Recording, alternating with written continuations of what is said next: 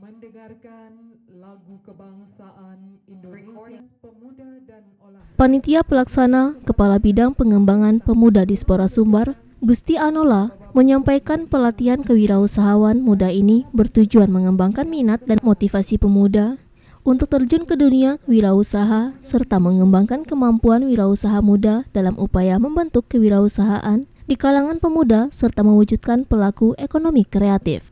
Dalam pelatihan ini, para wirausahaan akan diberi modul-modul tentang digital marketing, manajemen ekspor, sehingga para usahawan muda bisa mempunyai wawasan ke depan dan mudah untuk memasarkan produknya. Pemerintah Provinsi Sumatera Barat, kegiatan ini dibuka oleh Wakil Gubernur Sumatera Barat, Audi Joinaldi. Pengusaha muda sangat penting untuk membangun bangsa. Dalam wirausaha sangat membutuhkan pemuda yang mampu menciptakan lapangan kerja, dan itu sekaligus mendukung program pemerintah tentang ekonomi kreatif yang dilakukan oleh para usahawan muda daerah khususnya dan Sumbar umumnya. Dari Batu Sangkar, Sumatera Barat, Tim Liputan iNews melaporkan.